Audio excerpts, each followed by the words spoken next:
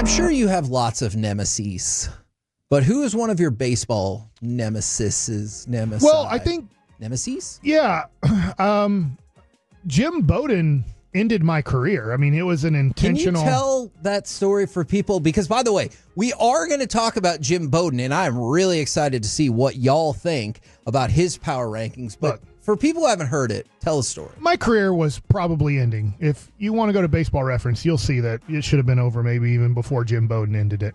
But Jim Bowden wanted me to retire from baseball in spring training of 2008. He sat me down in the dugout on the minor league side. I got sent down to minor league camp before minor league camp started. I was like, what do you want me to do? And I asked Manny Acta, who was the manager. He's the third base coach for the Mariners today. And I asked him, he was the manager at the time. He calls me and I said, hey, did I do something wrong? And he goes, this wasn't my call. This was Jim's call. You're going to want to talk to him. So, and Jim was not usually the general manager is in the room when you get sent down. That's just part of the job is you're in the room with the manager and it can be a quick send down. It can be a 5-minute conversation. Who knows how's it going to go? I've been sent down a whole bunch. But so I get sent down. Jim's not in the room. I call up my agent. I'm like, dude, man, this isn't good. By the way, in the meantime, Canada scored again. Oh, okay. Well, it might be 40-0 by the time this segment's over. So the NBA score. So in my defense, I'm like, all right, I'll go down to minor league camp, get my work in, get ready to pitch.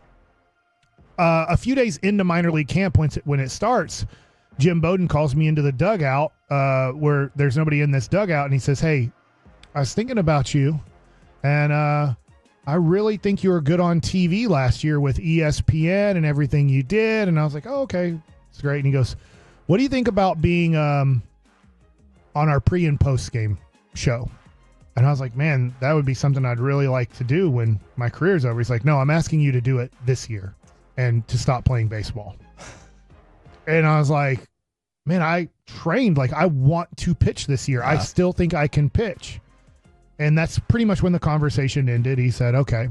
And so I'm like, this is not good. Like, I remember after, that day was over and I get back to the apartment, I call up my agent and say, hey, Jim Bowden doesn't want me playing baseball anymore. I don't think I should be here anymore. Yeah. So I had a guaranteed side on my minor league contract, which is rare, but it wasn't a lot. I'll tell you, it's $75,000 to play on the minor league side that year if I play just in the minor leagues. And so my agent starts working on trying to get me out of camp and maybe get me to another team. But they're like, we'll release you, but you have to give up all $75,000. Well, I'm like, I know how this works out. I got released before, the 2 years before at the Nationals. And so I went from about that contract to making $45,000 with the Diamondbacks that year on the minor league side. So I know I'm going to take at least a $30,000 hit if I do this. So I'm like, hey, guarantee $40,000 of it. Write me a check today for $40,000. I'll be out of here. And in the meantime, I'm not even pitching in minor league games. He's refusing to pitch me in minor league games. Which is very so I'm not strange, getting in my work. So I'm actually there not even practicing. He's sending me on all the bus trips in Florida, which in Florida spring training, they're mostly 2 to 3 hour bus trips to go to games. It's not like it is in Arizona where you're just going 15 minutes down the road or 30 minutes down the road. It's miserable. So I'm going on these bus trips, not practicing at all, not pitching at all. So my spring training is just horrible. I'm not getting prepared to pitch at all.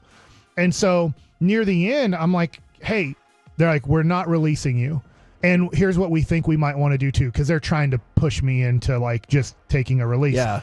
We want you to go back down to AA. Now, the year before, I pitched most of the year in the major leagues. We want you to go down to AA, and we want you to be a coach also in our bullpen as a possible pitcher. And I go, no. And so I go back to the apartment that night. My wife is there, and I say, hey, if they want to send me to Harrisburg, which was AA, I tell them my arm's going to hurt this whole year. Okay. So I'll just stay in Florida. We can just hang out in Florida at the beach, and I'll just, pick up a baseball, and every time I throw it, I'm going to say my arm hurts. Yeah.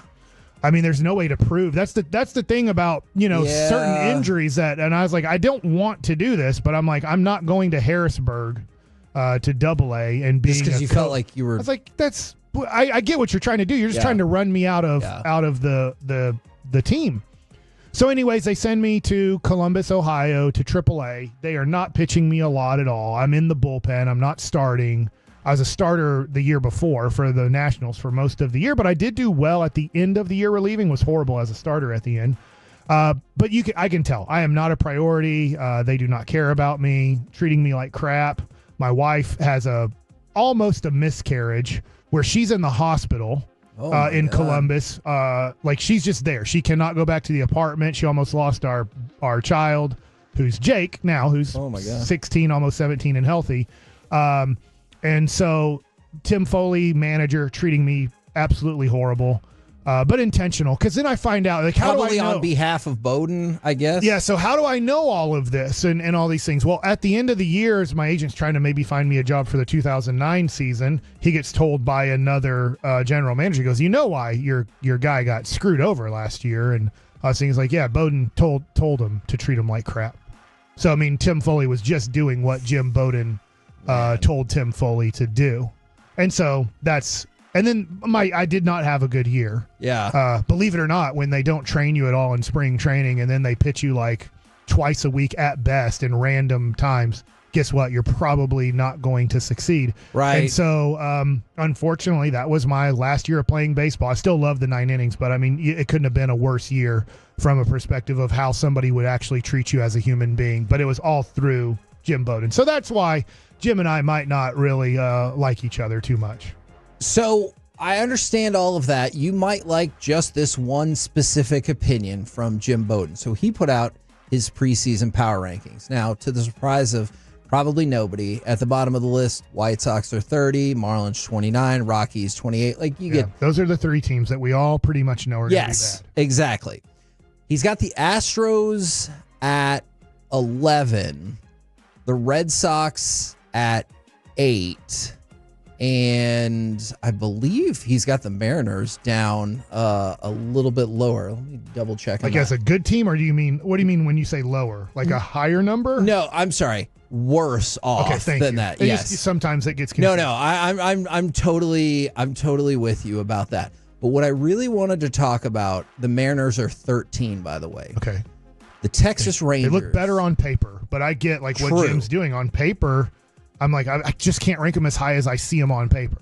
So he's got the Texas Rangers ranked number 4 in his power rankings, behind the Dodgers, the Yankees, and the Phillies. So he's got the Rangers 4th in Major League Baseball and 2nd in the American League. I'm going to read you the blurb. We can start and stop whenever you want. Or I guess he does a good job, by the way, on his job that he has. I think he's on XM Radio. You still think he's an asshat. Yeah, like, and look, it is what it is. My career was pretty much coming to a close. Sure. He just made sure to close it up completely. Yes. But I do think he does a good job at this stuff. Now, so the Rangers clearly last year, not a great season, 78 and 84. But in the blurb from Bowden, first, for the Rangers, they have a significant number of impact players who were injured last year and are now healthy, such as Jacob deGrom, Evan Carter, and Josh Young. Second, they have a plethora of young talent ready to break out, including Wyatt Langford, Carter, and Kamar Rocker. Third, and this is something that we've talked about a lot in the offseason, they acquired 2 more power bats this offseason, trading for Jake Berger and signing Jock Peterson, which lengthens their lineup and gives them 8 of 9 batters who have hit 20 home runs in a season. Fourth, they have a deep starting rotation. Now, I realize that starting rotation can start to crumble if, like, DeGrom were to get hurt or... Yeah, and to your point this year, you really have to watch all of your guys' innings pitched as the season progresses. So if guys are healthy for the first 2 months, that's awesome. The issue will be if they've racked up approximately 50-plus innings after 2 months. I still have 4 more months to play with guys that didn't pitch much in 24. Exactly.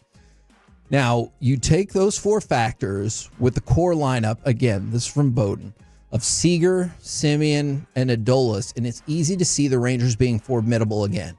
When future Hall of Famer Bruce Bochy led the Giants to 3 World Series titles, he did it every other year, 10, 12, and 14, rather than consecutively. Will history repeat itself this year for Bochy? So, a very glowing review, as you might imagine, of the Rangers' prospects for this season if you're going to have them 4th. What do you think about the idea? I am super excited that the Rangers are back and we're about to start the season.